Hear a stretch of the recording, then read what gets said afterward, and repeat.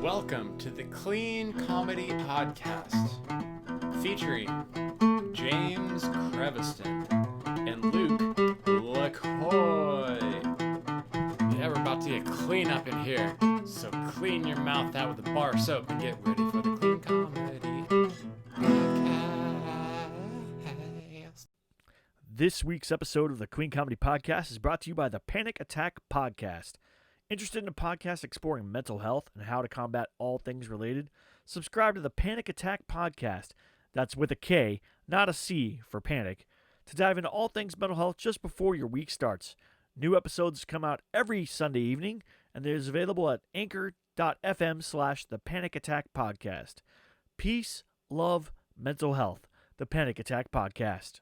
Hey, everybody, it's James. Welcome to the Clean Comedy Podcast. And don't forget to look at the background here. And if you're not watching this on YouTube, check it out. I did change the background. It's a cool background. Luke, you should know this. It should be from your childhood. But go ahead and guess it on YouTube so that we can give you a shout out. And today I have LukeLacoy as my co-host. You're always my co-host. Hi. Hey, I don't know what the background is, so I guess. What?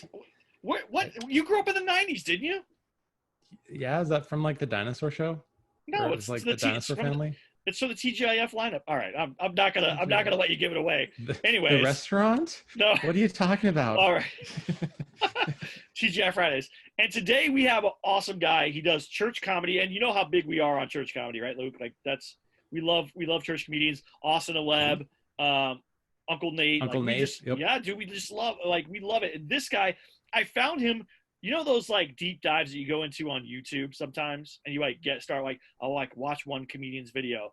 I think I started with like a Michael Jr. video, and then it was like a Tim Hawkins video, and then it just kept going. And then I got to this guy, Brandon Skelton, and I was like, what is this? This dude is hilarious. So please welcome the very funny, the very talented, and I'm telling you, someday going to be a big star, Mr. Brandon Skelton. All right, let's see. Unmute. Hey, Brandon, you there? Yes, sir. We are here, man. This glad to hang out with you guys this evening. Yeah, thanks, man. I came here, stumbled across you on YouTube. I went down there. I was just like watching clean comedy videos, Christian comedy videos, just watching different stuff. And I'm a big Michael Jr. fan, so for me, it was started with that. I love his little things that he does. And then it just it went from there. And YouTube recommended you, and I was like, oh, this is great. And so I started watching your stuff. So how did you get started in comedy? Tell us a little bit about yourself, your kind of origin story and stuff. Okay, yeah. Well, when it comes to comedy, I mean, it's like anything awesome. It's a game changer for your life. You kind of stumble into it. And so my first taste in getting in front of a crowd doing comedy was in high school. My freshman year, we had a talent show, which was just everybody singing. It was like, Star Search. But then the next year they said, hey, we got to do something different. Let's do variety. And somebody said, hey, you got to get Skelton to do his Matt Foley motivational speaker. And the thing is, I never did that, but I guess when you're just a robust guy with a lot of energy, people just assume you can do that. And so they pulled me out of class, and I started going class to class, just like off the cuff, young man, what do you want to do with your life? And then I just fire through it. So I did that variety show, and then it started booking like Christmas banquets for different business and places around town. So that gave me my first taste of just those years in high school. Played around with it a little bit in college, took 10 years off, got married, have a couple kids, got a 9-year-old, 6-year-old now. And just sitting at a minister's banquet with some guys, and they were like, dude, you post funny stuff on Facebook, you're funny in conversation, why don't you do comedy? And so I was like, sure. So one of them booked me for a banquet, and then it just kind of one led to the other. So far, everybody's giving me good recommendations. And so, and then about in the last few months, kind of switched to the brand, the church comedian, because most of my shows, that's what I do. Just being a pastor, been a pastor for at least 11 years total, pastor 2 different churches. But I mean, the great thing with clean comedy, as you guys know, it opens up every venue. If you're in a room that people can gather in, you can do clean comedy. So, I mean, whether it be restaurants, comedy clubs, fundraising events, you name it. But I just like the name the church comedian because that's kind of where I hung my hat these last couple of years. So how does that work with you being a pastor and being a comedian? Does it ever kind of collide? Do you ever have any issues with that? Do people not take you seriously as a pastor because you do comedy, or vice versa? You that is the fine line you have to walk. I do try to keep those in separate compartments. I mean, when I pastor, I do bring a little humor into the sermon just to kind of keep people engaged, but also to I want to get into a different vein when I'm preaching. But yeah, even with my church members, I mean, they like to joke around with me, and I've been fortunate so far that I've still been able to pastor a group that sees me as a pastor, but then also when I do comedy events, they see me as the comedian. So I've been fortunate in walking that very fine line. So. Luke? I was looking at some of your YouTube clips, and it's neat how you're incorporating lockdown already in some of your material, which is it's super fun because the nice thing about comedy is whatever's going on we can joke about. So that was really cool to see. Have our churches have they been opening back up? Because I know a lot of churches here it's still online only, at least in the area. But no, ours too. Yeah. Well, I'm starting to get in-person events going again. I've done a couple here recently, got a few more lined up. Actually, the wild thing that happened was April was going to be a big month for me this year. I was going to go to Virginia, go to Texas, actually really getting further out of my typical zone that I work in. And then one weekend, one call after the other, boom, every show's canceled. And so I was kind of kicking the can around like, man, what, 1 month I'm getting ready to break through, and so then I just started noticing all these churches posting, their Bible studies, their worship services, men's gatherings through Zoom. So I was like, why not do comedy through Zoom? So in April, I actually did more shows in April than any month I've ever done, because I just hit these guys up and say, hey, instead of a Bible study this week, or instead of what you typically do for your men's event or youth event, how about I get on and do 20, 25 minutes of comedy, tie in some inspirational, and we'll do that. So, I mean, booked up a lot through April. Then, May and June kind of dipped, but now it's picking back up again as churches are starting to open up in this area. That's awesome. And so what is the biggest hurdle for doing church shows? Because Luke and I actually, I've only ever done one church show, and it's through a competition, the Queen Comedy Competition or whatever. And so what's the big hurdle there? Because what are they looking for? I'm not a pastor, so I'm probably not going to be able to give an inspirational talk. And Luke can play guitar. He can probably sing some cool songs, but we're not pastors. And that's what it seems like the common theme is that we see is a lot of comedians are also provide that inspirational message in churches. What's the thing that they're looking for that you find is to get there? Well, I think one thing is, I say I'm 36 years old, but I've been pastoring pretty much since I was 23. I took a couple years off. So I just kind of had a network of folks I was already connected to that's like, hey, we'll give them a shot. Of course, the big thing is word of mouth. Once that ball gets rolling, then, this pastor here's, the one next town over had me. So they're like, okay, well, if it went well for him. So there's a lot of word of mouth, but it's just, I was fortunate I already had that base of relationships for people to give me a shot. And then I haven't done anything too stupid just yet. I haven't got pulled off the stage, so that's always a positive because word gets out quick on that stuff too. Yeah. But I think just as a pastor, thinking in that perspective, as a pastor would, there's always, with comedy, you're always worried, am I going to bring somebody in that's going to offend everybody? But I think by me being a pastor, they're like, okay, this guy has probably cleaned up some nasty messes from people that's got behind his pulpit before, so he surely won't do that here. And I'll incorporate just maybe one or two political jokes here and there, usually something very just across the board. But definitely, of course, I have fell on my face a couple times and offended some crowds now that I think about it. But learning from those and just trying to know what can hit general across the board. And say if you mess up and say, you just pull that joke, no matter how much you love it, pull it out and be like, okay, well, if that caused a dumpster fire over here, it probably will over here as well. I made a joke one time about, I could never work at Waffle House because I've never been to prison. 1,500 kids in the building, one kid's dad been to prison, and then it is like, boom. So I was like, you know what, let's pull back and we'll just not use that one anymore. So, but I think that's a big thing with church comedy is pastors like, this guy is pastors, he understands, and surely he's not going to come in here and create just this mess. And say word of mouth is going well too. Now, how does that work at your church? Do you hire outside comedians to come do shows sometimes, and then you like MC or whatever, or do you always do your own stuff? Oh no, every show we've ever done, we've had several. Like like with Austin Leb the other day, that was just a fun show for our church. They're awesome. We've done some fundraising events, that kind of thing. But I always bring in other guys. I open it up, because I want to kick it off and get everybody rolling, and then hand it over to them to take the rest of the show. So I always MC for it. That's awesome. And it seems like that's part of, it's funny because in California, that's not a big thing. Like there's not a lot of church comedy shows, but Tennessee, out east there and in the South area, like you get a lot of that because that's the common community meeting place. When I grew up in Texas, church was a common community meeting place. But it doesn't seem that way out here in California. So it's a little more difficult to break in out here, although I think it can possibly be done, Oh, yes, sir. Yeah. And so it's, just with anything, it's just that one moment, that one opportunity hits and it connects dots and it just kind of, goes from there. So, but yeah, definitely though in the South, I mean, church is the place where everybody gathers. So yep. It is kind of a neat thing to mix it up. We have potlucks all the time, so might as well have a guy come in and tell some jokes too. So. That's awesome. What is your, I don't want to bust your favorite joke, so let's not do that. I was going to say, what's your favorite joke, but I don't want to ruin it for anybody. What is your favorite thing about doing comedy as opposed to being a pastor? Like, what is the thing that jazzes you up about comedy? Because I know preaching or, talking about the gospel, that's obviously a big thing, and it's very powerful and moving, and you can change people's lives with it.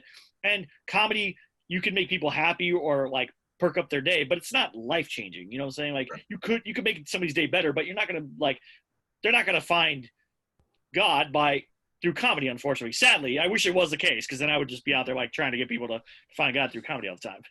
Yeah. Well, kind of going with that question, a thing that fills my bucket, it's a term I like to use, things that fill your bucket.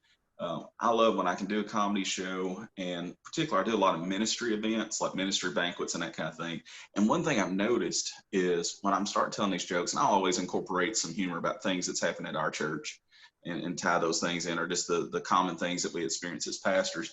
And you see these other pastors laughing about it because they've experienced it too. So it's kind of that, well, thank God I'm not the only one.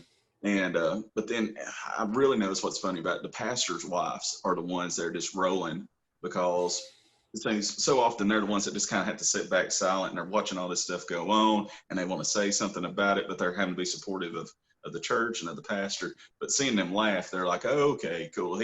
We're not the only ones that think that's ridiculous. Or, we're not the only ones that had something like that happen. So that's just neat, kind of to give those in ministry just a moment to breathe and realize we're all dealing with similar things as we're all trying to do the same work. Yeah, that's awesome. Luke, did you have a question? I'm kind of curious, like how, I know like travel's kind of limited lately, but what was kind of like your like how far would you go for shows around in your area? Let's see here. The furthest I've gone would probably be, well, I went about 10 hours, Leesburg, Indiana. Did a show up there, and it was me and another guy named Lee Harden. We drove up that day, did the show, drove back that night. I want to say that was a solid 8 to 10 hour drive. One direction. So, yeah, and then preach the next morning. So I'm gonna have to go back and watch that video to see what I even said. But yeah, it's that's my furthest that I've gone is that. But most of my trips have been within 4 hours. So it's usually something I can drive to that day, do the show, drive back that night, no problem. Do people ever give you pushback? Do other like preachers ever give you pushback about doing stand-up? Do they say like that's not okay, you shouldn't do that, or like do you ever get anyone kind of busting your chops about it? Well, no one said anything to my face because they know I fight them. No, I'm just kidding.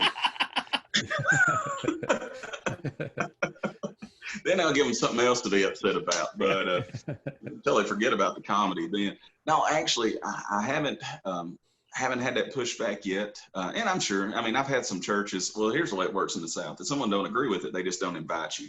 Right. And so nobody wants to get controversial about it. So I've had some churches that I've reached out to a couple times. And I've kind of picked up the vibe, either that pastor or maybe that pastor knows his congregation. And it's just like, okay, this ain't the fit for us. So then I just sit back and I wait for the pastor's wife to send me an email to come do their Christmas banquet. So. You ever get we would love to have you, but we just don't have the ability. So bless your heart. And then that's kind of the end of that conversation. I grew up in Texas, so I know bless your heart means. That means don't ask again. Yeah. We'll hurt your feelings next time. Get out of here! Don't bother me. Yeah. But you just fish with a net. I mean, especially when I first got going in that first year or two, I'd shoot out a bunch of messages to guys on Facebook. So it's someone I'm already connected with. Shoot out some messages. I mean, you get ghosted a lot, but you just roll on with it. Because if you send out 10, you're gonna have one or two to be like, yeah, why not? And a lot of times I'll shoot out a message to a bunch of guys. They may not respond to it, but then that next event when they have rolling up and they see that I've been posting, hey, I'm doing these shows, then they're like, hey, Skelton's pretty consistent with doing this stuff. Let's go ahead and get him for ours too. So that's awesome. Luke, that's what we're going to do. We're going to set it up so we can start knocking these out, because I think we can add a lot of stuff to churches out here in California. They need it, man. Yeah, I mean, I would love to. And, it's just unfortunate because we had a bunch of shows in different states lined up right before COVID. And then it's like, oh, okay, now we're limited to Zoom shows. Yeah. So hopefully, next year. Go ahead. So y'all guys have done some Zoom shows as well then? Yeah. We did a big one for charity.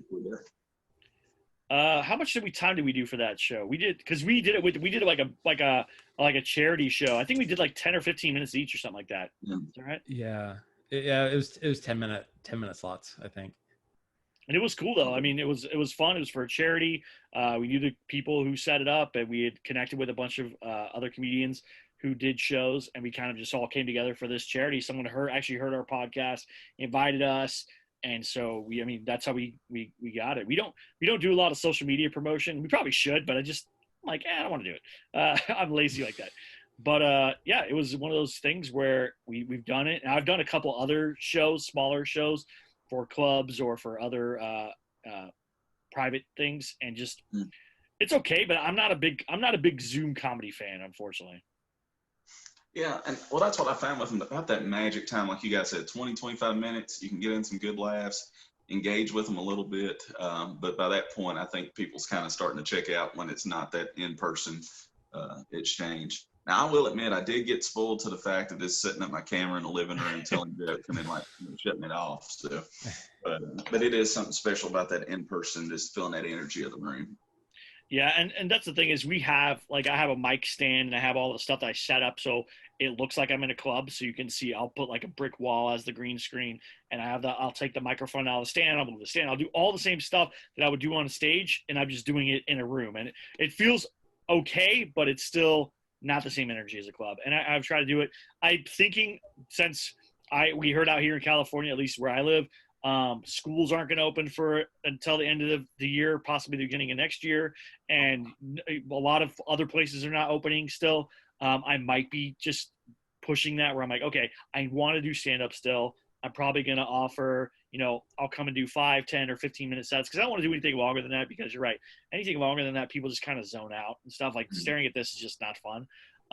So I'll probably offer those as gigs or things, so I can, hey, I'll come for your business and I'll do 5 minutes of comedy for your business before you do your business meeting online or whatever. So maybe we'll offer that kind of stuff, because I think people need something different, and staring at this screen all day is very just frustrating. My kids have to do remote school, so they hate it, and I don't know, man. I'm grateful that we can still do comedy, that we can still do this kind of stuff where we can talk to each other, but it's just I'm ready for this to be over. I'm ready for this pandemic to be done.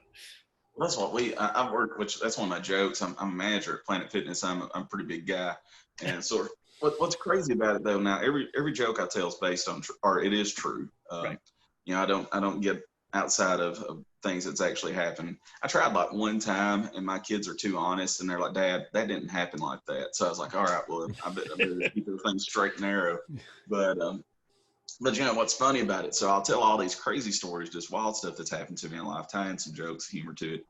And it's every show though, somebody comes up to me and they're like, you really manage a Planet Fitness? I'm like, I've told some crazy stuff, and the hardest one to believe is this fat guy is the manager of the gym. I mean, but now during the pandemic, like we shut down for 2 months, and it was just like nonstop on Zoom calls. And I said, if their goal was to get us excited about going back to work, they accomplished it. Because I was like, just get me back in the gym. I'll work my 40, 50 hours. So it was a new experience for us. So you manage a Planet Fitness, you're a pastor, and you do stand-up comedy? Yes, sir. What else do you Yeah. do? Do you coach sports teams? Do you are you a award-winning chef? Like, that's a lot of stuff, dude. Like, what are you doing? Like, Well, the thing is, I'm afraid to be alone with my own thoughts. oh, you're a real No, comedian then. Okay, good. no, actually, one cool thing that I picked up this year. Now, I was a teacher and a coach before I shifted over to managing a gym. I called it. It's just that persona, yeah, that Bible put off. But now, one of the cool doors that's open for me is I don't know if Fellowship of Christian Athletes is big out in y'all's area or not, but it's a sports ministry that focuses on coaches and athletes. And so I serve on that board here in our community, and then I'm like a team chaplain for our middle school football team in the city where I pastor. So that's been a neat thing, just to kind of go back into the schools. Because like when you're a teacher, I mean, you're very limited on those conversations, unless you want to be fired, and it's a great way to hit the deal. But yeah, I can go in there, I pray with the team, I preach to the team every week. And so that's a really cool door that's open to kind of add on to the things I'm already doing. So. That's awesome, man. I'm just so blown away that you're able to do all this. I envy you, because I don't have that skill set to do. So I think you really, I've been inspired in this talk. I don't know about you, Luke, but I've been inspired because that's just amazing, man, that you can bring a positive message. You can bring this great comedy. You could impact people's lives in so many ways. I'm a little jealous. I'm not smart enough to go get, is it a divinity degree? Is that what it is? Degree in divinity, or is it? I didn't do that. I just jumped in and Oh, really? Oh my gosh. You're even smarter than me. I'm like, I try to remember Bible stuff. I can never do it. I'm not smart enough. I'm like, I don't remember. I think there was a lion, and I think we started in a garden, and that's all I know. I don't know the rest of that stuff. Well, that's a good foundation. You can run with it. That's awesome. So where can people find all the sermons online you can steal? I mean borrow. Is that a thing? Is that a real thing? Like, do people put sermons online? Oh yeah. Well, I mean, you've got websites that give outlines that you can work off of and all that kind of stuff. But there's just just like joke telling. I mean, if it's not authentic, if it's not self-created, it's not going to deliver the way it should. So, no. But yeah. That's and then funny. not to mention, I mean, if you preach a message and post it online and you borrowed it from some other guy, he's going to eventually stumble on that sermon and be like, wait a second, I did that same one, just a different title. So. That's awesome. So where can people find you, Brandon? Where can they find about your comedy and your ministry, and where can they connect with you? Okay, cool. So Facebook's kind of my main push, but I've got a website, thechurchcomedian.com. And really the things on it just has the landing pages, so you can get to my YouTube page, Facebook page, and SoundCloud. I got some stuff on SoundCloud too. So just go into thechurchcomedian.com. It's got those connections, and then also my email address is on there, thechurchcomedian@gmail. How did you get lucky enough to have that? I would think that somebody would have already stolen the church comedian by now. Yeah, I know. Well, one guy beat me to Twitter. Okay. So yeah, he got on there, created the account like 7 years ago, posted one time, never came back. I mean, I messaged him. I'm like, come on, just hand it off. But he never came through for me. So, but yeah, hey, Twitter guy, whoever you are that has the church comedian, you hand that over to Brendan right now. If you're hearing this, you email him and you give him that handle. Yeah, see, I bring it up on every podcast I get to do, and one day he's going to stumble there, like, you know what, I need to get this together handle. That's awesome. Yeah, I would have thought that website, all that stuff would have already been taken. So that's awesome. That's great. Thank you. Luke, where can people find you at? You can find me at LukeLacoy on the internet. Oh, Brandon, quick question. Are you on TikTok? I feel like I probably need to draw the line. A man after my own heart. Yeah, I've seen several of my friends just going nuts on there, and I'm like, I need a boundary, and that's it. I agree. I 100% agree with you. I 100% agree with that. I am not on TikTok. Luke is on TikTok. Our good friend David Studebaker is on TikTok. I know a ton of comedians are on TikTok, but it's like, dude, I can't do that. So, well, all right. What I always loved as last thing I'll say, because we're probably about to wrap up here, but one of the things I always loved as a teacher is whenever adults would swoop into those social media websites that kids were using and totally ruin it for them. So then they had something else to. That's awesome. All right. Well, thank you again, Brandon. Thank you so much for being with us. Thank you, Luke. You can find me, JamesDCreviston, JamesDCreviston.com, or ComedyPreneur.com, or you can check me out on Fiverr for all your comedy needs. So happy to help everybody out. Thank you again, Brandon. Thank you everybody for listening. Please go post what show this is from on YouTube, and I'll let Luke in on after the show. And thank you everybody for checking us out. Have a great week. Bye. Yeah, we're about to get clean up in here. So clean your mouth out with a bar of soap and get ready for the